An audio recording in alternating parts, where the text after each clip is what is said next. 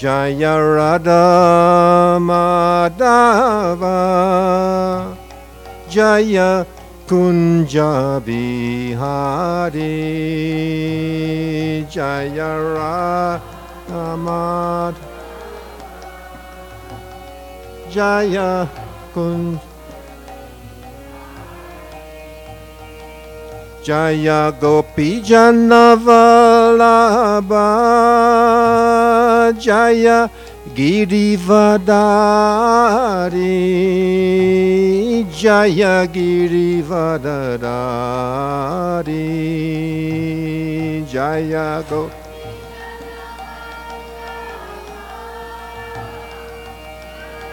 Girivadari Jaya Girivadari Jaya Yashodananjana Jaya Braja Janaranjana Jaya Yashodananjana Jaya Braja Janaranjana Jaya Jamuna Tiravanachari Jaya Kunja Bihari Jaya Jamuna Tiravanachari Jaya Kunja Bihari Hare Krishna, Krishna Krishna, Hare Hare Ram, Ram Ram, Hare Hare.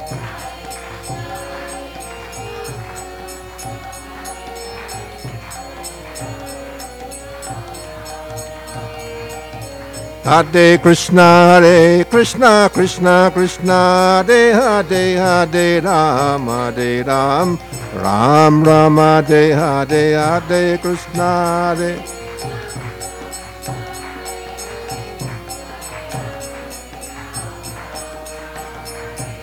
Jai Jai Srila Prabhupada ki Jai, Gaura Premanande.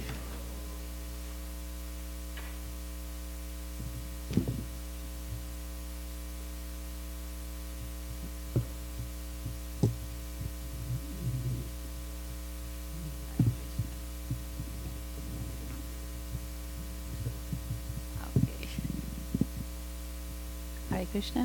Yeah. Okay. Yeah. You can hear me, right? It's nice to be here after a long time. It's kind of little embarrassing because Nirantar Prabhu and Premananda Mataji are like my parents.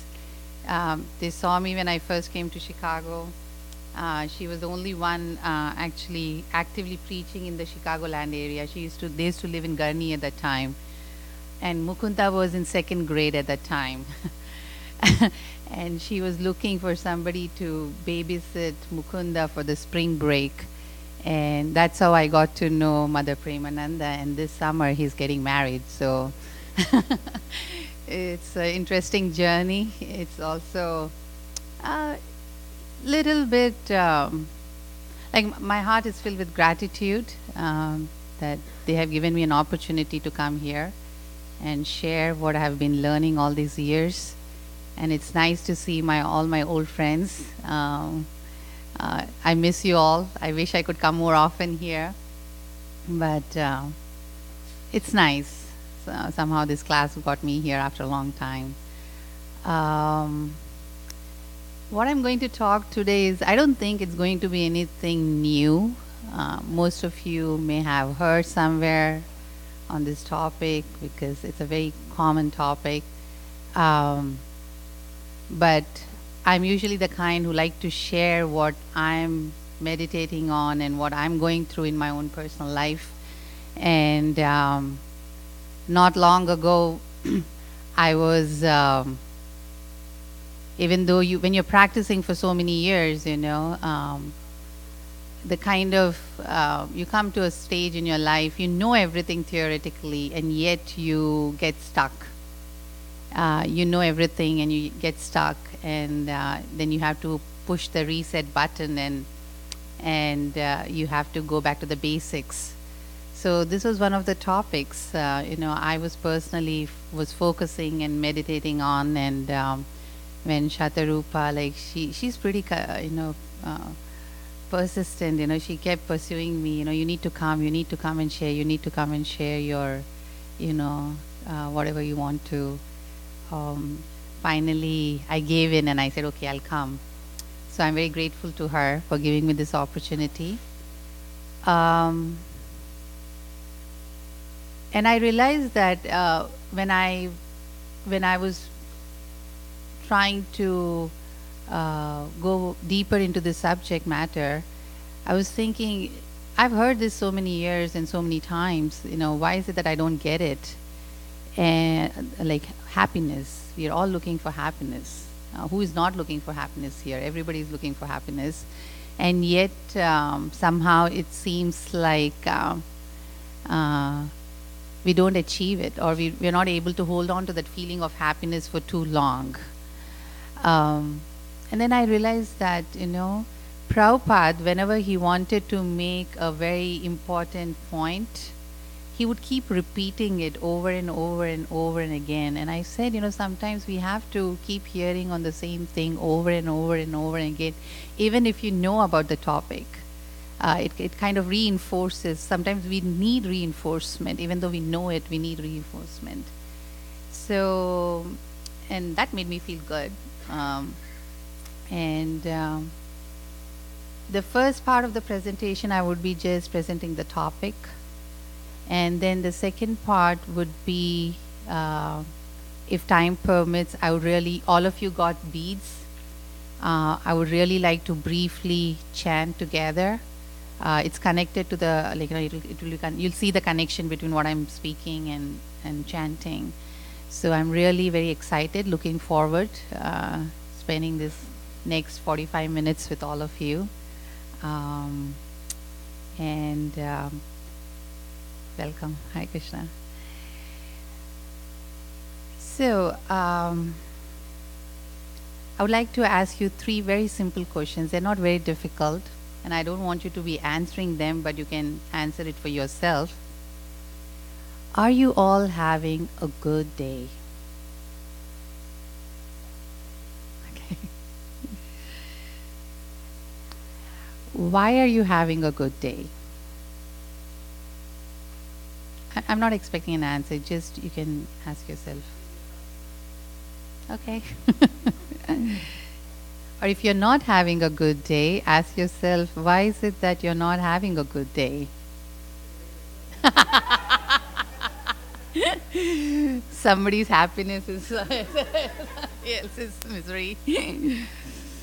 So, would you rather like to have a good day every day,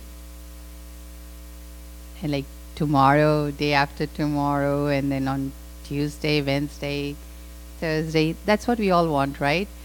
Every day we have a wonderful, happy day. But is that our experience? No. And actually, whether we are having a good day or a bad day depends upon how we address or enter the second question. What was the second question? Why are you having, or a good day or a bad day? It's very important how that's actually the main, like if one needs to pause there and think, why is it that some days are good days and some days are bad days? Because practically every day we do the same thing, right? Nothing changes much. But some days are good days and some days are bad days. So there is this, I once heard from a Buddhist monk, she gave this example that a mind is like a balloon in the air.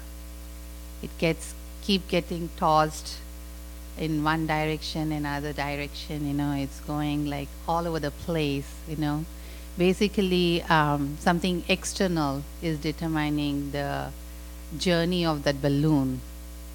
It doesn't have a control on its own. So our mind is also like that. It's like constantly getting pushed or reacting to something that's outside of us. Somebody said something, we react to that. A situation happens, we react to the situation. So it's almost like, just like the balloon and the wind, we don't have control over the situation and the mind takes over. So it's like, and if our happiness is dependent on something external, such happiness, that happiness cannot be stable. It's very temporary. It's very unstable. And that's why we are not able to hold on to that feeling of happiness for a long time, because we do get affected by something outside of us. So if we want to have a good day every day, we need two things. We need to stop outsourcing our happiness and outsourcing our unhappiness. I'll repeat myself again. We need to stop outsourcing our happiness and outsourcing our unhappiness. Does everybody get this point? You would like to share?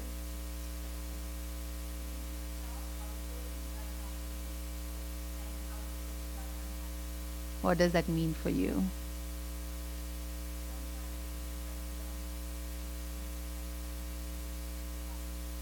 Yes.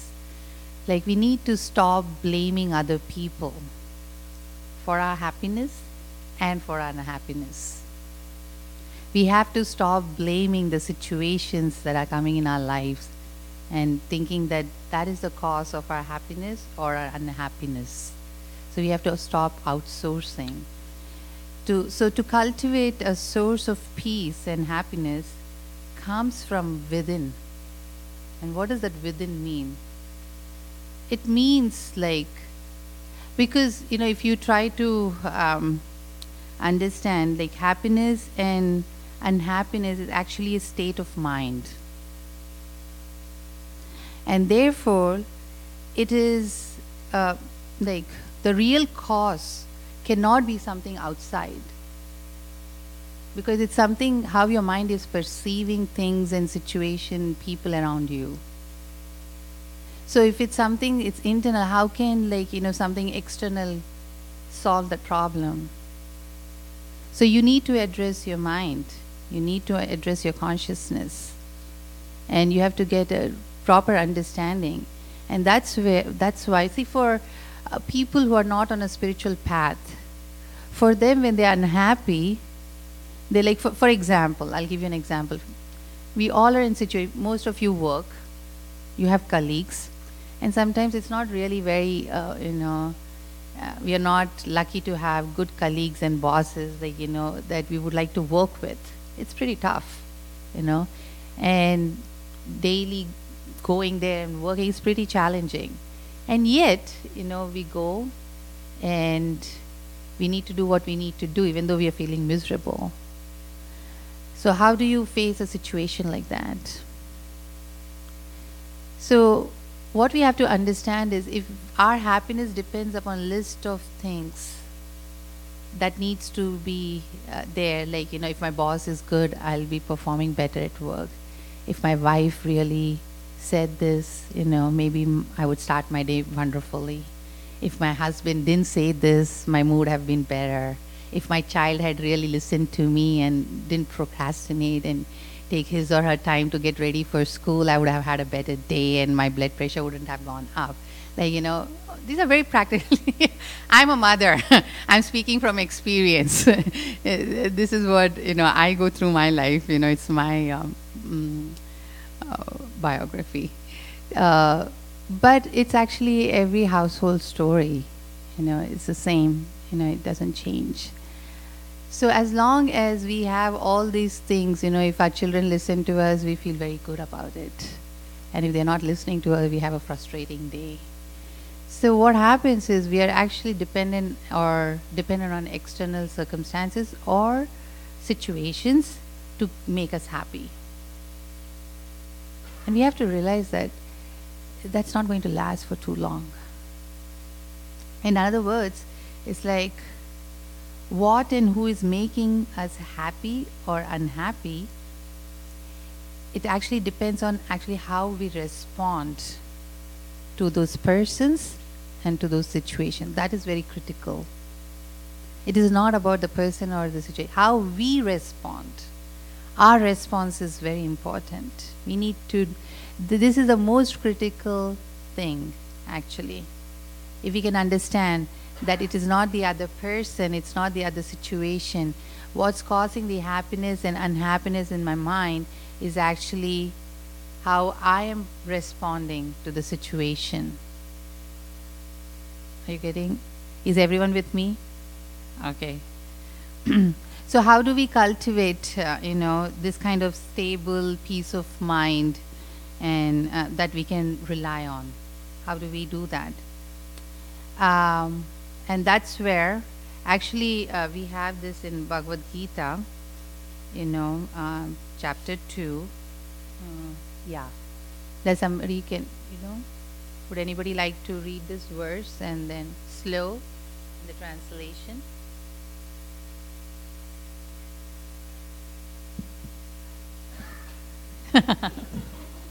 See, that's the husband, right?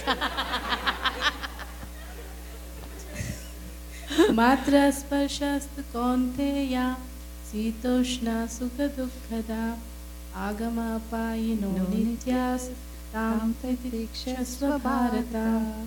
O son of Kunti, the non-permanent appearance of happiness and distress and their disappearance in due course are like the appearance and disappearance of winter and summer seasons. They arise from sense perception, O Sayana Bharata, and one must learn to tolerate them without being disturbed. And in the purport, Prabhupada writes, in the proper discharge of duty, one has to learn to tolerate non-permanent appearances and disappearances of happiness and distress. According to Vedic injunction, one has to take his bath early in the morning, even during the month of Magha, January and February. It is very cold at the time, but in spite of that, a man who abides by the religious principles does not hesitate to take his bath. Similarly, a woman does not hesitate to cook in the kitchen in the months of May and June, the hottest part of the summer season. One has to execute his duty in spite of climatic inconveniences. Similarly, to fight is the religious principle of the Kshatriya, and although one has to fight with some friend or relative, one should not deviate from his prescribed duty. One has to follow the prescribed rules and regulations of religious principles in order to rise up to the platform of knowledge, because by knowledge and devotion only one can liberate himself from the clutches of Maya, illusion. So,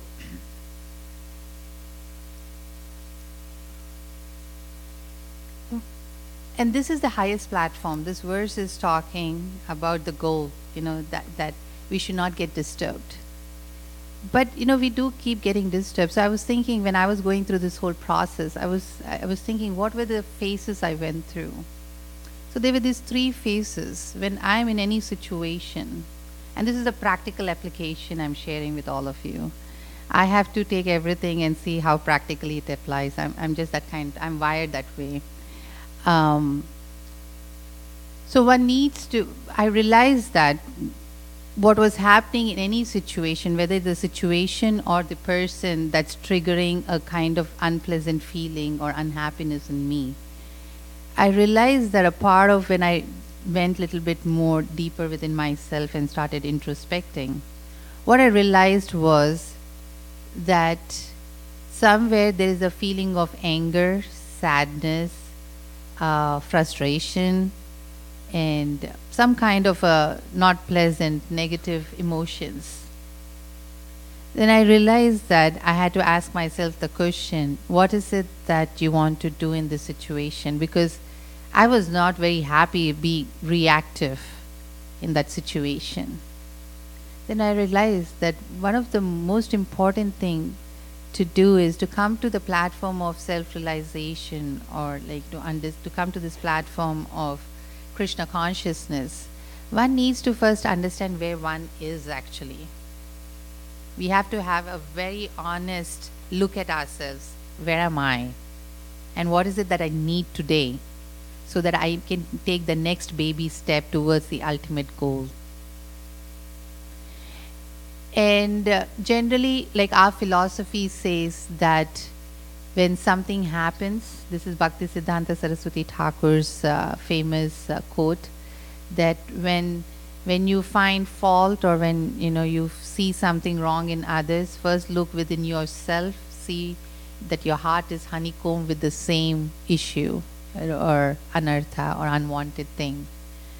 So to do that, one first needs to understand, because before we can see the other person with whom we are having a problem, or to see the other situation that's causing a problem, first we need to understand what's triggering all these feelings and these emotions.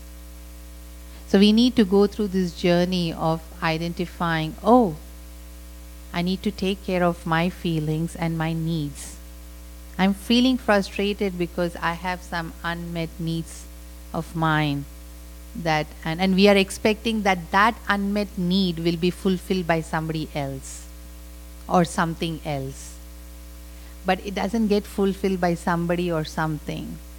We need to address that, because we have the power, because we cannot change something outside of us, but we can change ourselves. This is very important, because if you actually carefully examine, when we are in any such situation, we are trying to change the other person. We try to convince them that how they need to change and how they're causing this problem. But it's not that. Actually, we need to change ourselves, because you cannot change the other person. But you have power to change yourself. So the best thing is to go within. That's the easiest and the fastest route. Believe me, the first time it's very difficult to acknowledge that the problem lies within you.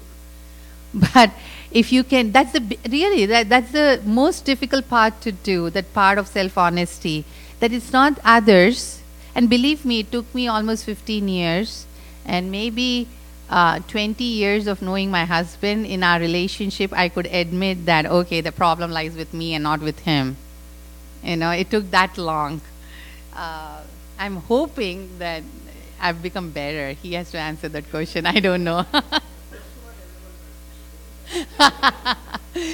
So it takes time, but don't give up. We may fail 100 times, but we keep trying. And what happens is Krishna eventually reciprocates. And the day we take charge of and responsibility for our own feelings and our actions, then you know what? Our focus then is not so much on the outside, the other person or the other situation, because the focus is here. And then when you start working here, you realize that, man, you have a long way to go. Long way to go. And then and that's the beauty of bhakti, because parallelly you're chanting and you're performing sadhana bhakti. So that helps you to see that even with all your imperfections, you are being accepted by your spouse, by your children, by your friends, by your parents, by your colleagues. Everybody is accepting you. Are you getting kicked and shouted and yelled every day? Is anybody experiencing that every day? Actually, we are not. That means people are tolerating our behavior and our nonsense. Really. So, and when we come to that platform of self-honesty, what we realize is that we, at that time, it's pretty embarrassing once you come to that awareness.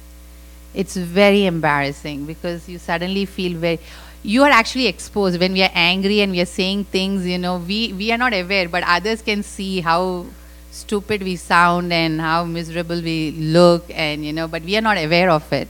But the day we become aware of it, the self-awareness, we become embarrassed. Man, did I put myself in this situation? How could I do that? We go through that. And at that time, you really want tenderness in your life. You have to treat yourself with tenderness. What that means is you have to be very forgiving towards yourself. And then you realize that others are so forgiving that they tolerated you, especially the closest, the people who are most closest to you, and you realize. And that brings us to the next stage, or the next level, where suddenly you feel, man, it's not always the other person. I'm also contributing to the situation for me and others to be unhappy or being, not being peaceful. And then you start actually seeing, when you start working on yourself like that, it's very magical how it happens. You have to do it. This is an open secret, but till you don't implement this in your life, you will not understand to some extent what I'm talking. You actually start seeing the other person. And then you start being more compassionate, more understanding, and then you say, because you wanted to be treated with respect and with tolerance, and then you start being tolerant and compassionate and more understanding towards the other person. So there is care. So this self-care, first is self-care, and then there is a care of the other person. And when you start doing that, something very magical happens. Because both the parties then start, working on each other, within themselves, they're going individually working on themselves. But there is this beautiful harmony that happens. You come together, you are more tolerant, you're more forgiving, and you will find some happiness in that. Because why? Because through your spiritual practice, you realize that when you do that, Krishna is pleased. And this Krishna factor starts working. And then when that starts working, it's like, there is this principle I wanted to share, is that the conditioning, all this conditioning that we are carrying, you're carrying for many years, many millions and millions of, many births actually, millions and millions of years. It's not so easy to get rid of our anger, our sadness, our frustration. We are holding on to those for many lifetimes. But in this lifetime, we are very fortunate that we came across this spiritual path, and we know the process of how to transcend it. So when we apply ourselves, even though it's like a small child walking and falling and then again standing up and walking and falling, eventually the child learns to walk. Hi Krishna, I'm just seeing her. So, but eventually Krishna is pleased. Just the way we as parents are very pleased eventually when the child starts walking. And then Krishna, boom, takes away that unwanted thing that's causing. So to be truly happy, because this material world, the way it's created, you can never be forever happy. It's temporary. Happiness is temporary. Unhappiness is also temporary. Believe me. Every time, today in the morning, one of our friends was visiting and he shared this with us. Prabhupada said this, he gave this example of when you throw an object in water, there is this splash and there's ripples in the water, and you cannot really see the object because there's so much disturbance in the water. And when the water kind of subsides, it becomes calm, and if it's clear water, you can see the object. Similarly, when we are in a situation, this is again another practical application.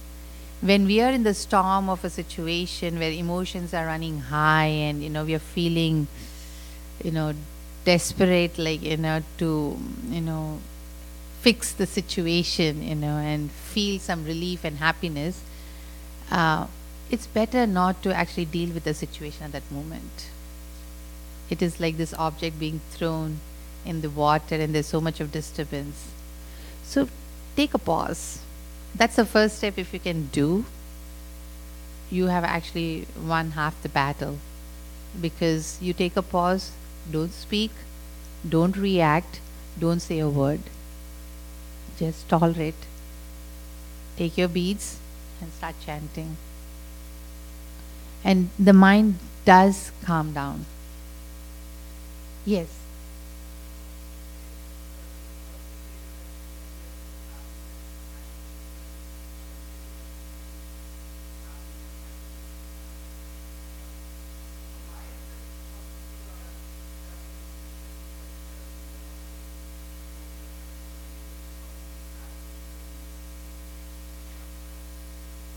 It could be multiple reasons. One, if somebody is not following a bona fide spiritual path, it will be very difficult for them to transcend, to get even an understanding of what's happening with them, because they are just get entangled with the karmic cycles. So it's very important that one actually seeks, a bona fide spiritual path. Like, here we have, Gaudiya Vaishnavas, and there is a scientific way, Krishna consciousness has been presented by Srila Prabhupada. And the reason is, there's always this free will choice. Krishna always says that he doesn't take that away from us. Every individual has the freedom to choose to go this way or to go that. Krishna doesn't determine.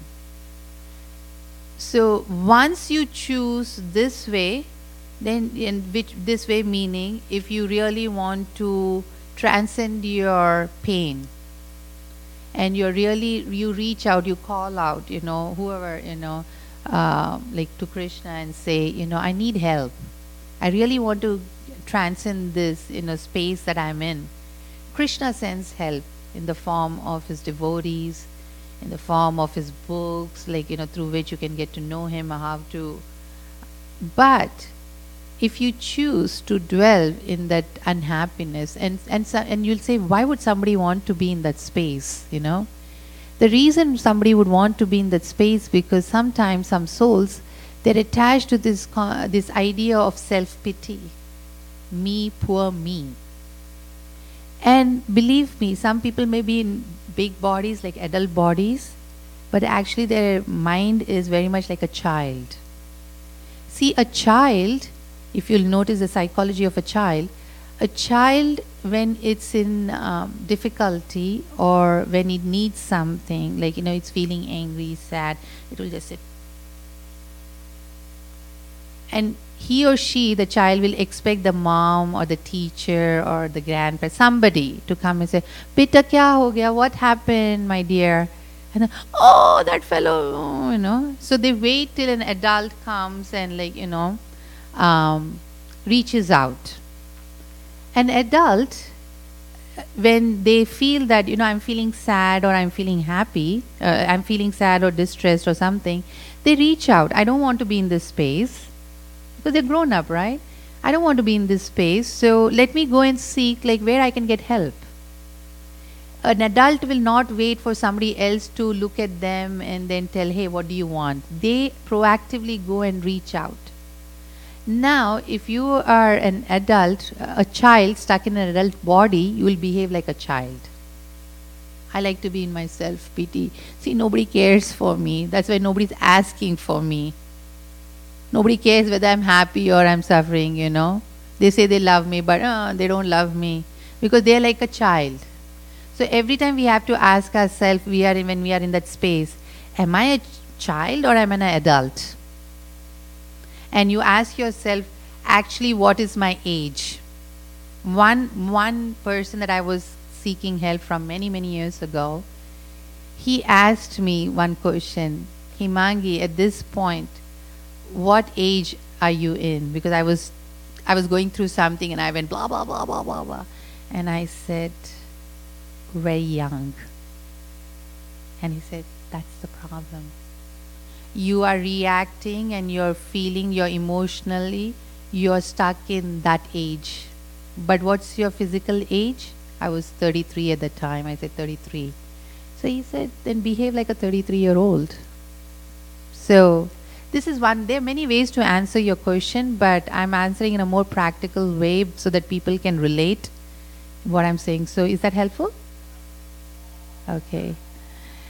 So I'm sorry. Yeah.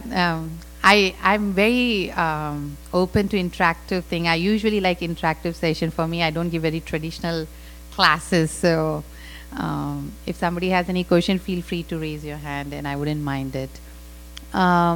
So where were we?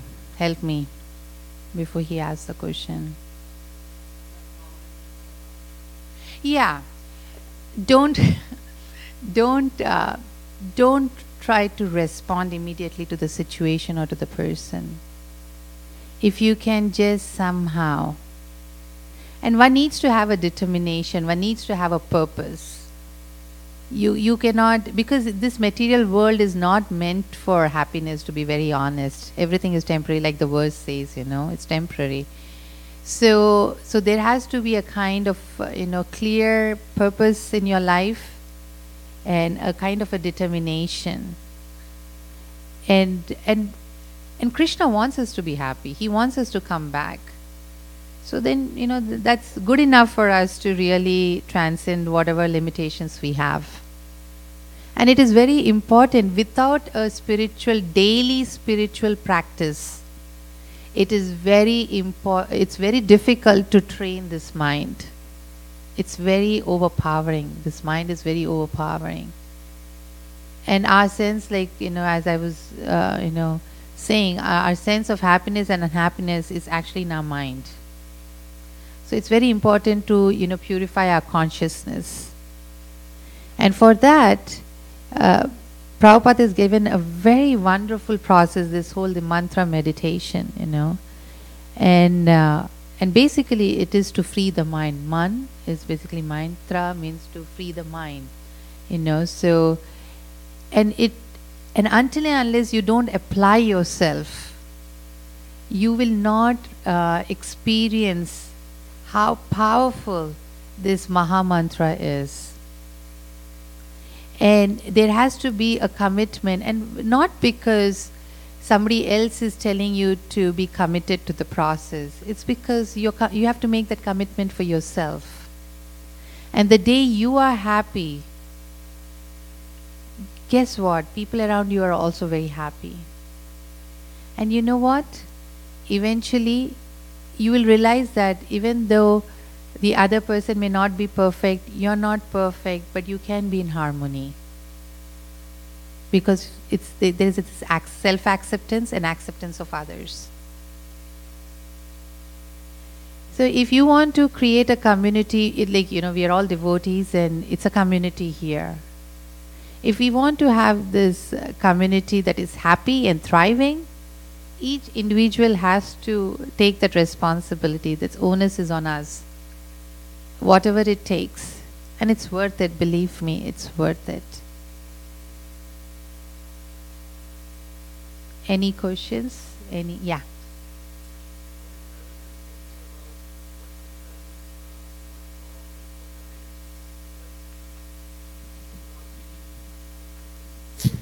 Or celebrating good things in our life? I don't tolerate in the sense that, again, it's the perception of the mind, right? And it's the function of the mind, the feeling of happiness and it's the mind, and the mind is right now it's like material consciousness.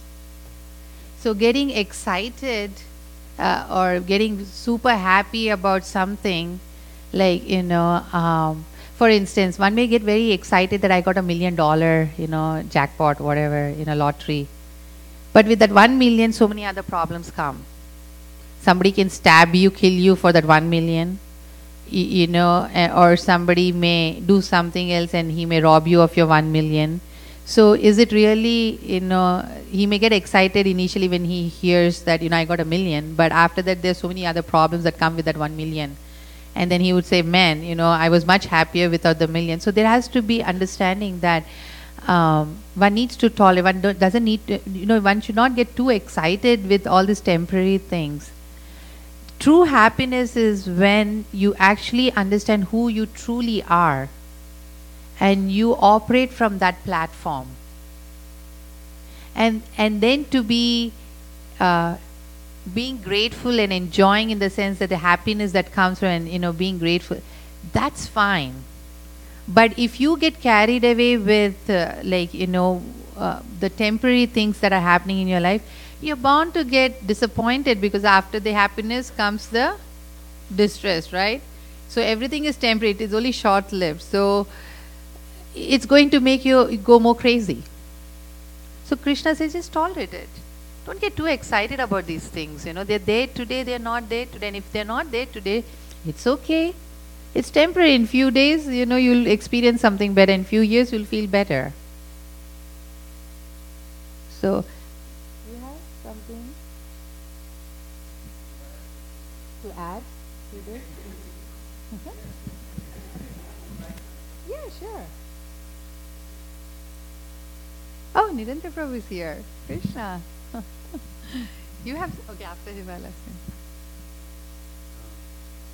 The verse says, winter and summer seasons come and go.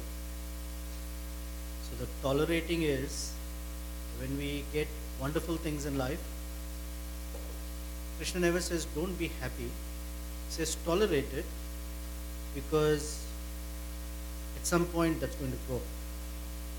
Just as the distress will go, happiness will also go. So in the so-called excitement, a person forgets that this is going to go. And Krishna does not want us to feel sad and unhappy. So he says tolerate it, that meaning just acknowledge today it's there, tomorrow it will go. That's what tolerating means. Not that you should not celebrate or acknowledge or receive it, but it's going to go. Same way distress, it's going to go. See, there is this wonderful story, there is this sadhu, I don't know the name, like Madhavendra Puri, like he would also go and so he would go, and one of the things he was he had a thing was, I will eat only if I receive anything to eat for the day. He would not make any extra effort to provide for himself food. So there was a time when for 4 days he didn't get anything to eat, and he said, well, it's Krishna's arrangement, I didn't get anything to eat, what can I do? Of course he's a sadhu, so he could manage for 4 days without food. So on the 5th day, when he's walking, he sees a very dry chapati, flatbread, dry, hard, stale. And he said, well, Krishna has provided only this for me today, So he takes that chapati, and then he sits there, and he's closes his eyes, and he's offering his prayers, and to Krishna. And then when he opens his eyes, the chapati is gone. So then he looks around, and he sees that the dog comes, and a dog takes away the chapati.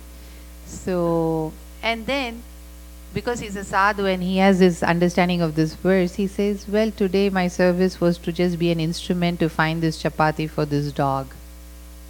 So that's the goal, eventually, whether a situation is in our favor or whether it's not in our favor, we still see Krishna's hand in it. So it's very, I'm very superficially touching this topic. Actually, there is many layers to this. It's a journey. It's actually, eventually, it's our connection with Krishna, eventually our relationship with Krishna. And when we understand that who we are actually, and what is our relationship with Krishna, and how this material energy is functioning, and how I am supposed to be part of this, and at the same time,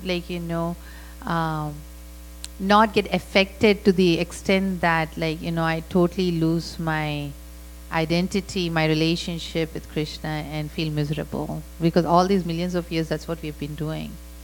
So it's very important that the point I'm making is to really understand what happiness is. One needs to be very determined to have a daily spiritual practice at home. If that's not there, then it's very, very hard. Okay. Any other? Yes.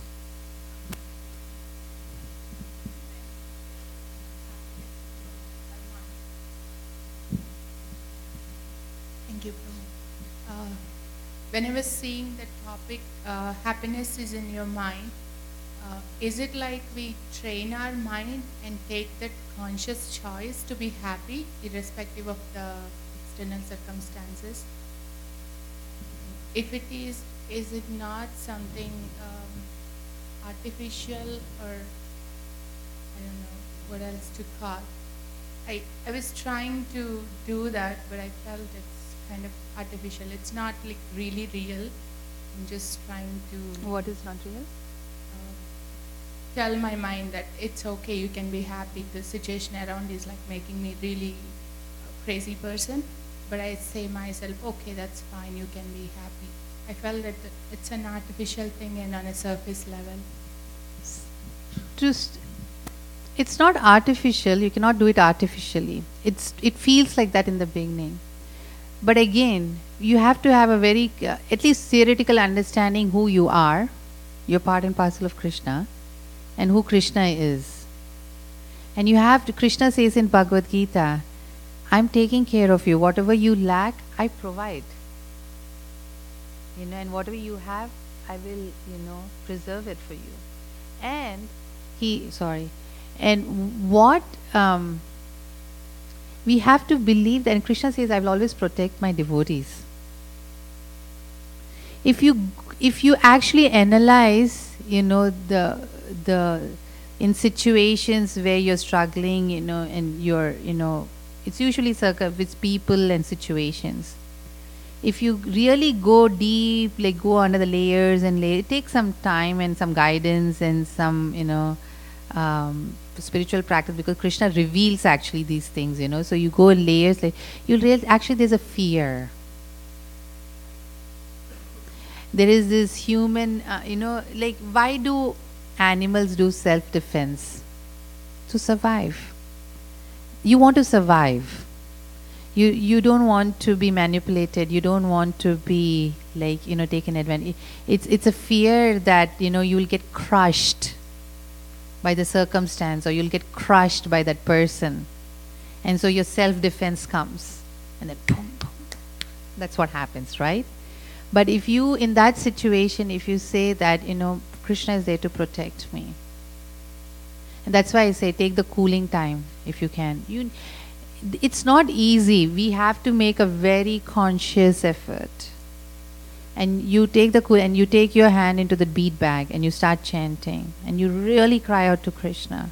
I feel like punching this person, But and Maharaj actually in one festival of holy name, Rompa Swami, he mentions this.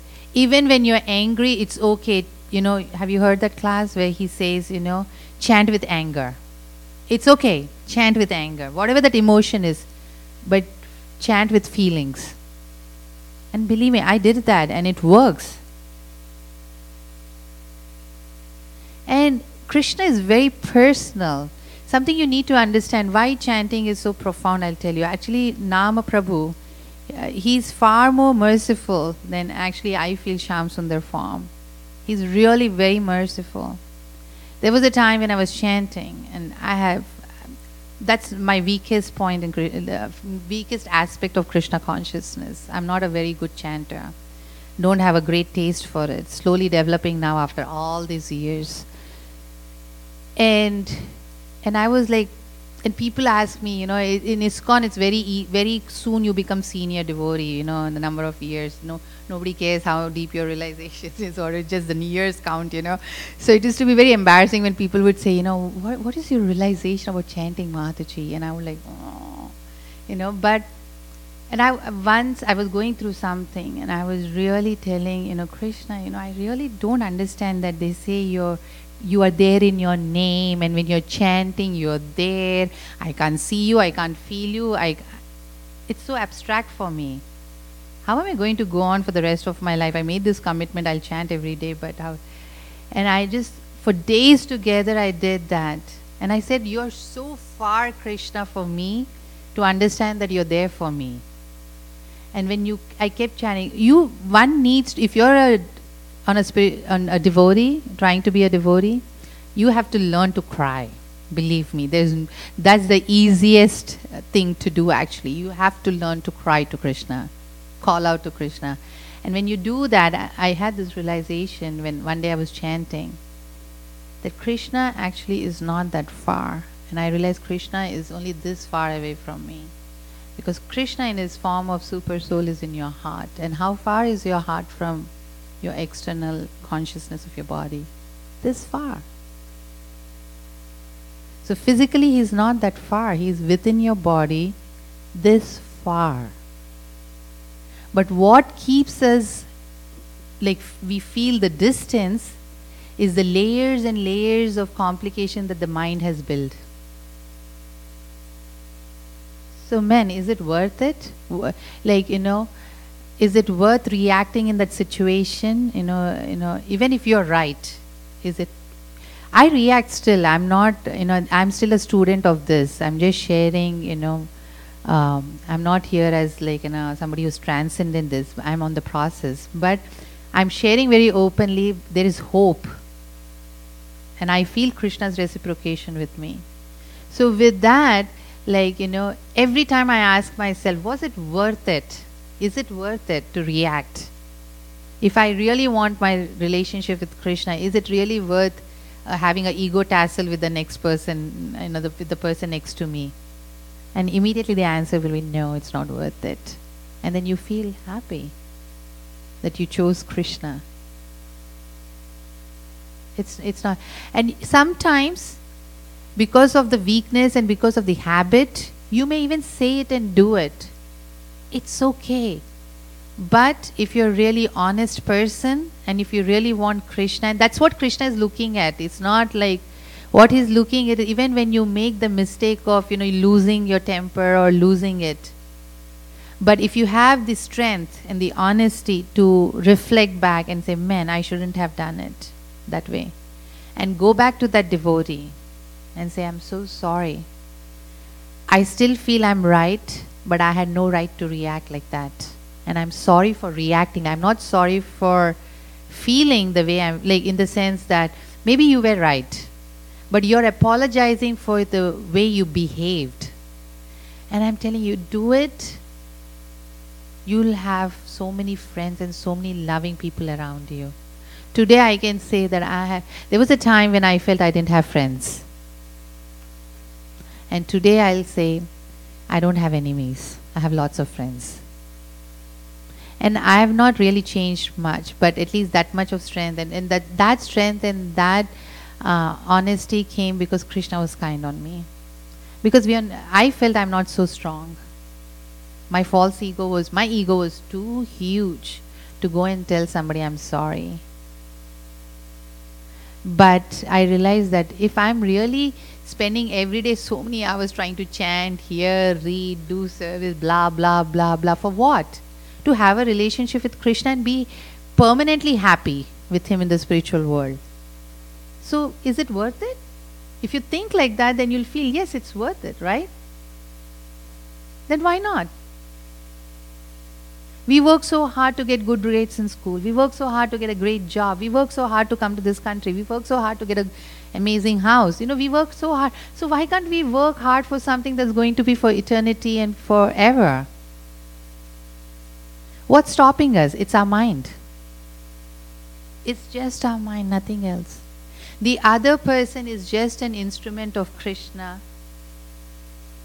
In fact, as you grow, you will start appreciating those instruments, because if those instruments were not there, you wouldn't be taking deeper shelter of Krishna and getting closer to Krishna.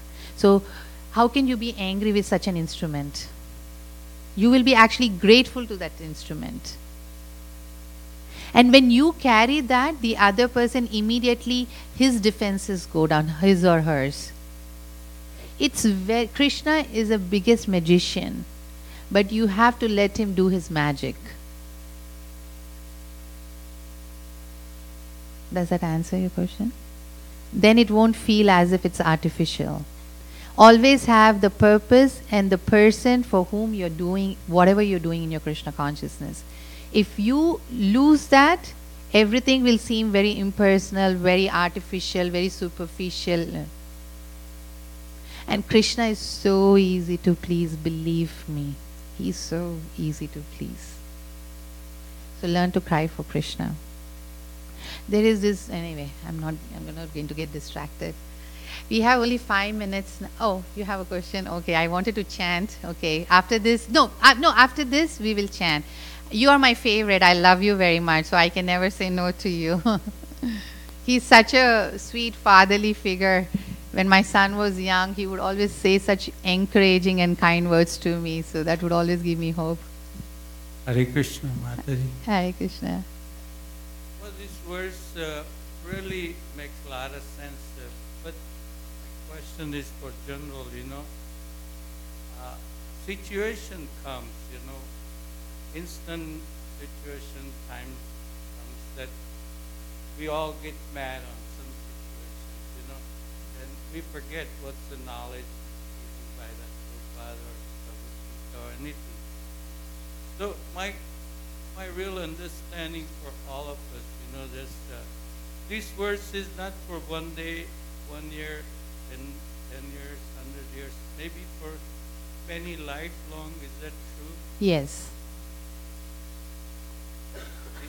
It's not person can learn in a 1 day for 1 hour. No. It's moment to moment every day. One of my teacher, her name is Krishna Devi Dasi. She's in New York. Some of you may be knowing her. Many years ago, I called her up and and I was like, raw. I was going through a situation, and man, she is really. One should have a teacher like her. I really wish that all of you have a teacher like her in your life. And she says, "Stop your nonsense." The first thing she says, "Stop your nonsense," and I said, and then she said, "Hemangi, to be happy is a choice you need to make. So when you wake up every day, you have to tell yourself, I choose to be happy. And that's your mantra." She just said that. She didn't give me a purport and explanation. And she said, you figure it out. Because she didn't want to. She said, I don't want to spoon feed you. Then it becomes a mental exercise. What she was forcing me was to apply that in my life. And Prabhu, for several years, several years, every day I would wake up and I would tell, the first thing I would, pay obeisances to my spiritual master, and the next thing I would say is, today I choose to be happy. First it was very mechanical. And then as the months went by, and after saying that, the rest of the day would be the routine, there's some good days and some bad days and yelling and screaming. Anybody who knows me, they know I'm a very passionate person. So, but what happened was, slowly, just saying that every day to myself, I choose. Then I said, then I realized my happiness is actually is in my hands, in the sense that the choices I make. And then slowly, a lot of these things came up. Like, I want to be happy, because when I'm happy, then, I'm very conscious of Krishna in my life. And when I choose to be unhappy or I lose it, basically I'm self-absorbed.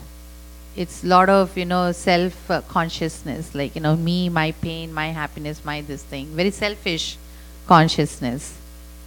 So this is like a daily meditation. Some verses, like, there are some other favorite verses I have personally. I can share that, they need to be a daily meditation, constant meditation. Otherwise it's not possible, because we tend to succumb to our conditioning. And why? Because we have been holding to this conditioning for millions of lifetimes. And it cannot go away in 1 or 2 or 1 lifetime.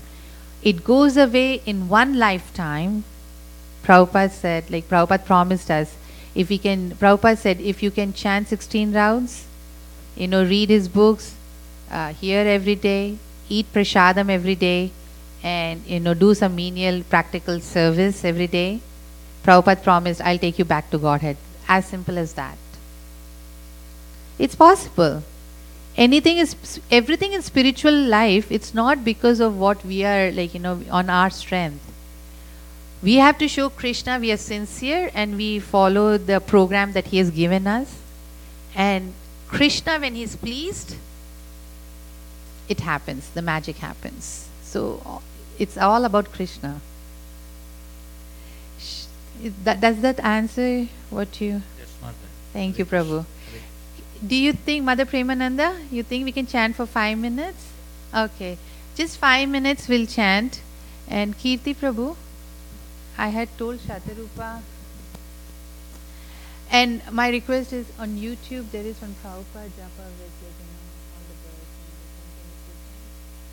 So while he's getting that, I would request that if somebody can in the lobby, in the front, let the children be quiet, because it would be nice to have a very focused japa. Get all your attention, your mind, your body, your thoughts. When we do collective chanting, when everybody is focused on one purpose, and when we do it, you will see the effect of it. It's very powerful. And then I would like you to take, if this experience.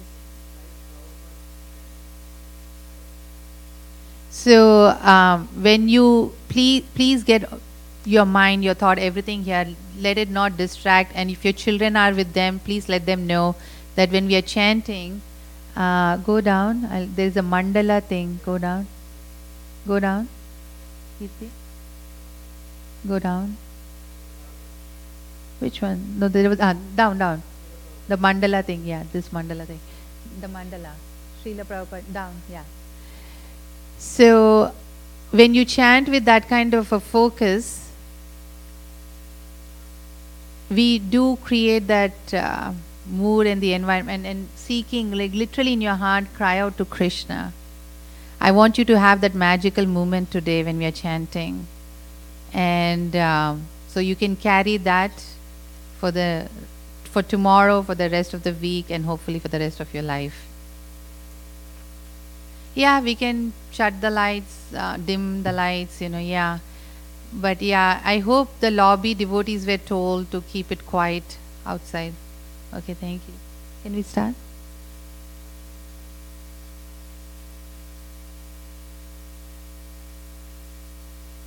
The mic. Hare Krishna, Hare Krishna. Hare Krishna, Hare Krishna.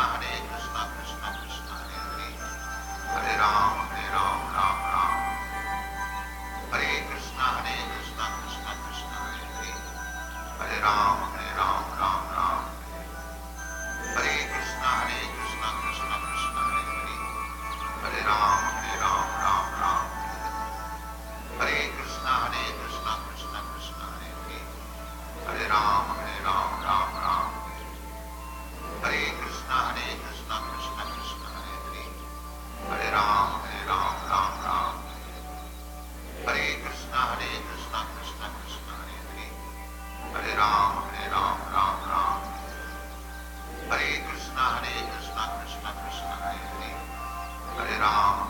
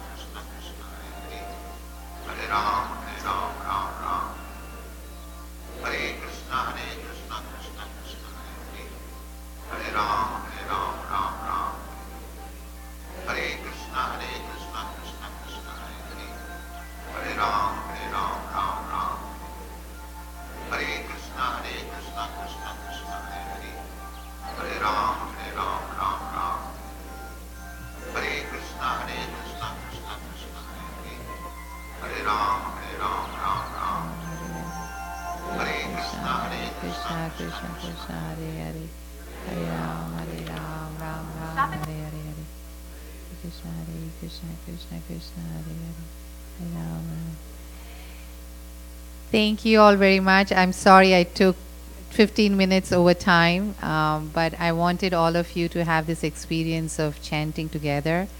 It's a wonderful experience. I hope you too all had a wonderful experience, and so you can take this with you home.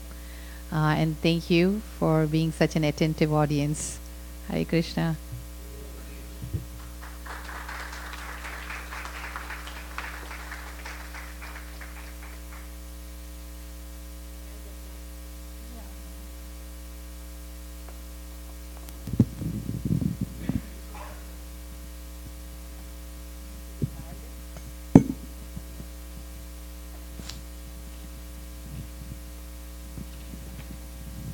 Hare Krishna.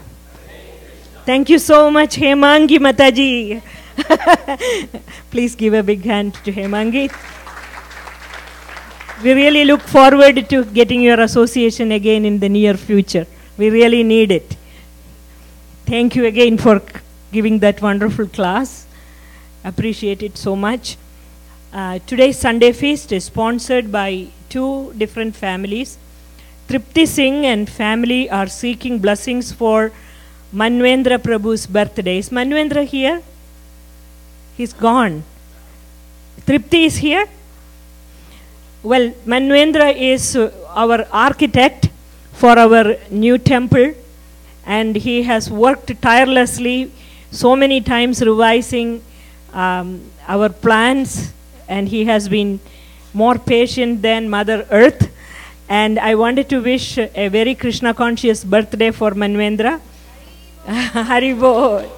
And I don't know if any family members are here to please to receive the prasadam. I don't see them. Who is here? They're not here. Okay. Okay. Savita and Sudhanshu Garg seeking Krishna's blessings. They are here. Savita and Sudhanshu, please come and receive the prasadam. Thank you so very, very much. Please give a magazine also. Thank you so much for sponsoring Sunday Feast. So for both the families, for their spiritual progress, we chant the holy names of Krishna. Please chant after me. Hare Krishna. Hare Krishna, Krishna Krishna, Hare Hare, Hare Rama, Hare Rama, Rama Rama, Hare Hare. Our prayers that these families, they take their special steps in this coming year closer towards Krishna. Thank you all for your services. Anybody would like to sponsor next week's Sunday feast, please contact Abhay Kumar Prabhu over there. I have an update to give you about our construction project. I have not spoken anything about this for quite some time. Shyam has been reminding me to do this, so today is that auspicious day. Last year, we submitted our paperwork to the city and the county, and we got feedbacks from them. There were a ton of questions relating to the wetland issues, and also, what is that? Wetland and some other, I forgot, stormwater management. These were major issues. And there were a ton of questions. And one of our civil engineers who came into the picture at a later date, Madhugar was working with us for quite some time. This engineer's name is Mr. Thakur Patel. He did a super excellent job of, by Krishna's mercy, saving us a lot of pain and suffering and time, effort and money.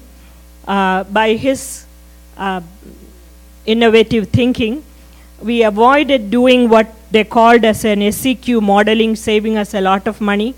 I don't want to go into explaining what SEQ modeling is. That will take 1 hour. And there is a detention pond. We got rid of that. Thereby, we saved additional parking space. Thereby, we are avoiding submission of variance request with the city. That itself is a procedure. So, thank you, Krishna. Thank you, Thakur Patel. Thank you, all the devotees who are involved in this project. So all of that plus there is a sewer system. He was able to avoid redoing the whole sewer, right? What is he doing now? It's lining it or something? Okay, instead of redoing the sewer system, he's lining that. I don't know how you do that. Well, that also is a great benefit for us. Krishna's mercy. Thank you, Krishna, for that. And so with all of that work, redoing and resubmitting, that was done early part of January. And so we are waiting for, that is the second round of paperwork that got submitted January. And so we are waiting to receive almost, I would say, 99% approval from the city and the county towards the beginning of March. And so in the next couple of weeks, we will be getting the contractor for the civil work.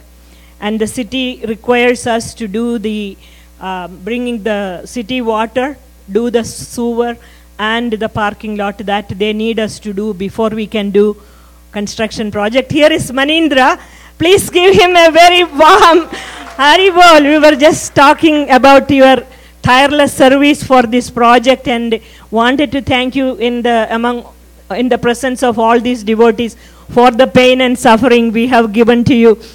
Unlimited patience, and may Krishna bless you on your birthday. Really. By the way, we share the same birthday, me and him. And so, thank you, Manindra Prabhu. And so, in the next coming week, a couple of weeks, we are in the process of getting the contractor in place for city water, sewer, and the parking, which is needed by the city. And in the meanwhile, the structural engineers are submitting their paperwork, and we will be getting the permit for the building itself. And so, as a continuation of the work, we will continue to move on into the construction phase. And our focus is finishing the shell of the building and complete the lower level, which is mostly kitchen and community hall, which is so much needed in service to their lordships and to this community. I'm very happy to share this news with Hemangi and Nityananda Prana Prabhu being here as well. Thank you. Please pray to Kishore Kishori for their blessings. Yes. And I want to hand over, there were one other thing. Sumangala Mataji had asked me to make this announcement that the festival team and the congregation development team, which is actually she and her husband, Krishna Prema Prabhu, they had started doing reading the scriptures relating to that particular festival just before the festival begins. And it is open to anybody. All of you can attend this reading program. So we did that for Nityananda Chaturdashi, and we will be starting that reading program for Gaura Purnima starting from this week. So you will see this information on our website as well as on Workplace, I think, right? Yeah. Please come and join the reading program so you will benefit before the festival itself. You will be in the mood to celebrate the festival. Thank you again. With this, I am passing this on to Shyam. He has some announcements to make where we are with the fundraising. As always, you know, I get half of my time what I have to convey the message. So I will be very fast. So first of all, thank you so much for coming today. And I know how much inconvenience all of you had today in parking and then coming inside. And exactly what Mataji talked about, we are trying to solve it, right? And with your help, many of you who has last year took all the pain. Besides, we know when we are here, we raise our family, how much, you know, we have to fight for every penny and dollars, and still you all have come forward and supported. We raised, as some of you know, we have raised all $500,000 plus last year so far, you know, 300,000, and now it's $500,000 plus, Mataji. So that's a great initiative, but it's just a beginning, all right? And many of you who are here who has supported this, one thing I want to tell you, this is, although you are giving this donation for the service of Lordship, but at the same time, this is my personal obligation to you. You are looking at me, many times you are contributing. So whatever way I can help you in this cause, please let me know, right? So we have sent the tax letter to most of the people, and in case you have not received, please talk to me or send an email to accounts@iskonnaperville.org or send it to Rena. This year we are sending tax letter through email, trying not to print it and save some money, save paper, whatever we can. So we are sending through email, and you all should get it. If not, please talk to me. The second thing is that we also want to appreciate everyone who come forward and donates. Besides, again, it's big sacrifice. So one of the devotee from St. Louis, and this want to announce for the recent donations. He donated $5,000, so he has placed $25,000. So $5,000 he gave last week. We had Meera Khatri Mataji, she gave $1,000. She's not here.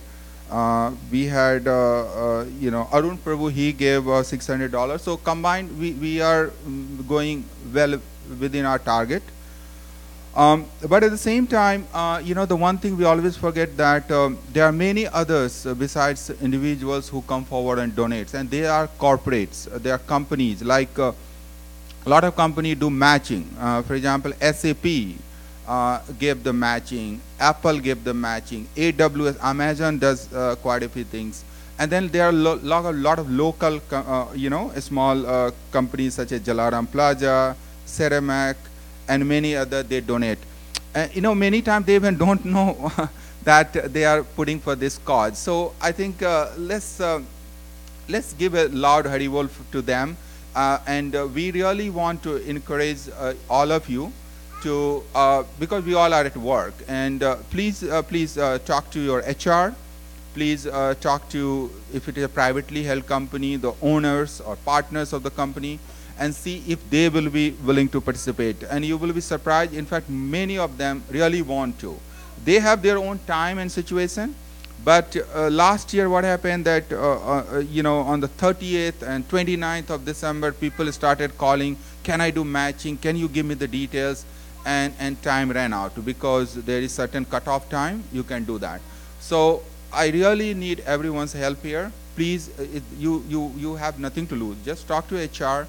Talk to your partners, see if they can help us. If they need the data, they want to understand what we are doing, please talk to me. I will provide right details, and that would suffice why we are asking.